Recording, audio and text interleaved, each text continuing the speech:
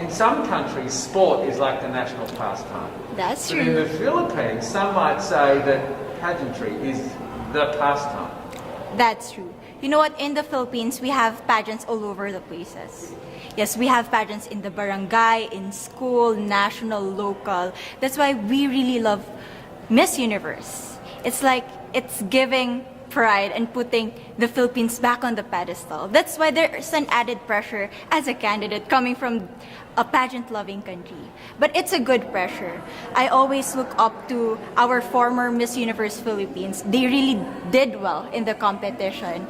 And now this is my time to show who I am, to offer what Rabiya can show to the rest of the universe. So I'm very happy, and at the same time, I'm excited to make all my kababayans proud, and hopefully I do. Why do you think it is that the Philippines love pageants? They have appreciation for beauty. We do love pageant because we used to think that we wanted to be included in the world, I have to be honest, in the Philippines, my skin color used to be not the standard of beauty. I was obsessed whitening my skin because these are the kinds of beauty queen we see on the mainstream. But things were different now. That's why I'm very proud to be a morena. In the Philippines, we call it morena. It's brown skin girl. And to be able to represent, my color, my identity as a true Filipina. Tell me about your journey to being crowned Miss Philippines. In a world that, in a country I should say, that loves pageants. That must have been a very intense process. Tell me about, your journey to being Miss Philippines. Well, my journey was crazy. You know what?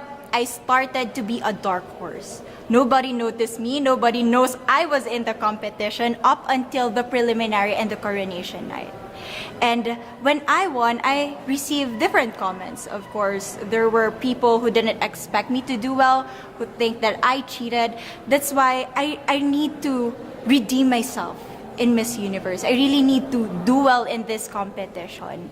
And the thing is, I love pressure. I love criticism. I get better every day with that.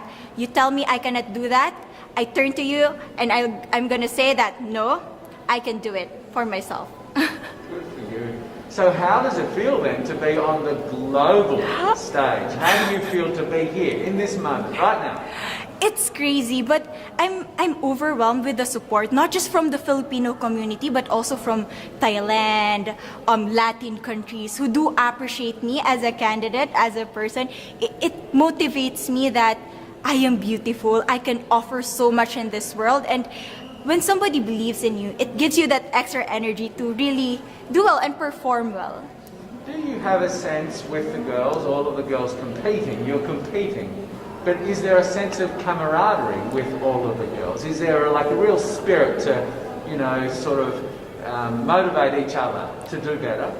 You know what? I have a different idea about Miss Universe. I thought it's gonna be very competitive, in a healthy way, well, of course. But now I can see every girl helping each other, from fixing those hairs, from trying to zip up those outfits. It speaks of the closeness and the kind of camaraderie that we want to have.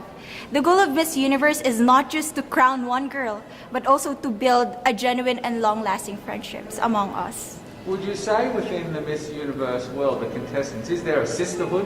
Are you sisters? There is sisterhood. I can say I was able to talk to different representatives from different backgrounds, different cultures. And despite our differences, there's so much to be highlighted in what binds us together. And that is because we want to empower women. We want to have our advocacies. We want to speak for the things that we love. And that's a celebration of women and the beauty that we have. So coming out of this week, obviously you would love to be crowned Miss Universe. Of course. And that would be wonderful, of course, for any of you. But what else will you take out of this week? What do you think you'll feel at the end of this week, regardless of the result? How will you be a different person? It's the growth and the development that I was able to have during preparing for this journey. I will be honest, there was a moment that I lost my identity. because I was put under pressure. I was in that position in which I feel like I'm not good enough. I'm not a good representative of my country, but I was able to bounce back stronger. And if I was able to do that for Miss Universe, I will be able to do that in life. That is my greatest takeaway from Miss Universe. Okay, so Philippines have huge amount of fans. Yes.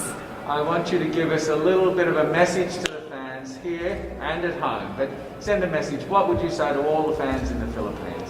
To all my fans from the Philippines and from all over the world, maraming salamat po. Thank you so much for loving me and for believing in me. It means a lot to somebody who is so naive in this industry, who has no idea how to become a beauty queen on the first day of my journey. But because of your love and support, I was able to be the woman that I am today. And regardless of the result, I may or I may not win the crown, but one thing is for sure, I'm gonna make you all proud. A soul of 50 years, and now that you are gone, I'm doing things that I shouldn't know from. I'm doing things that I shouldn't do. At 21, a soul of 50 years, and now that you are gone, I'm doing things that I shouldn't know from. I'm doing things that I shouldn't do. At 21.